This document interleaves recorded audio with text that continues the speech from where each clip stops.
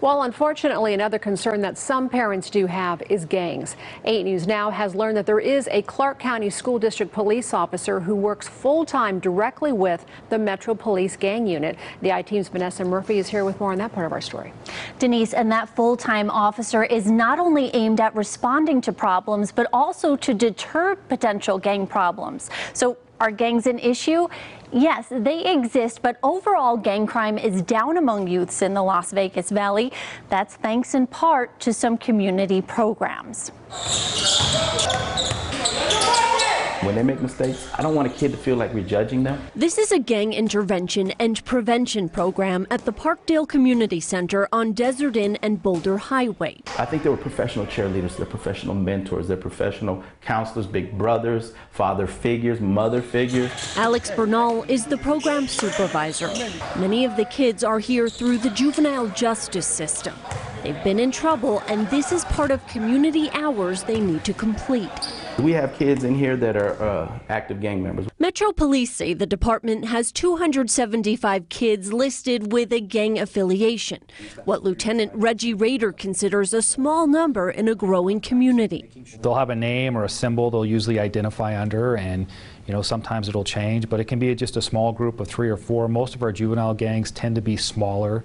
They're not like the older traditional gangs we saw in the early 2000s or the late 90s. The reason? He points to technology. Before, gangs used to be kind of regional. It would be based on a neighborhood. Now with social media, they'll talk to people across the valley, and that's how we sometimes see it's spread out a little bit with the juveniles just because of the footprint they now have with social media. Sometimes kids just might need something to do.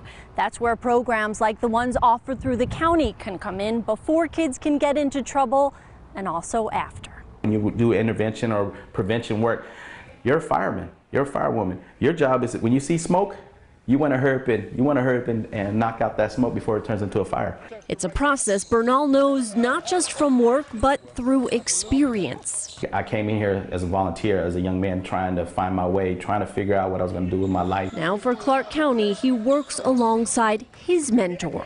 A lot of young people make a lot of bad decisions, but then should they have to pay for that the rest of their life?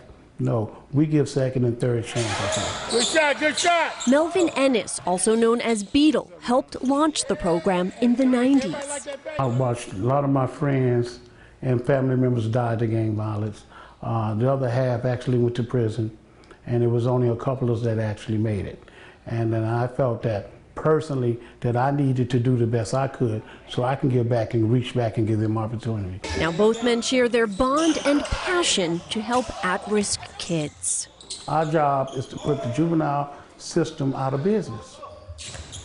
Lieutenant Rader urges parents to keep track of their children's social media accounts.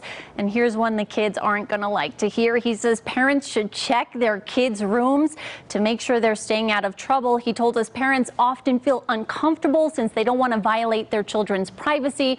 But he says it's better to do that than to get a call from police, Denise. Yeah, I know.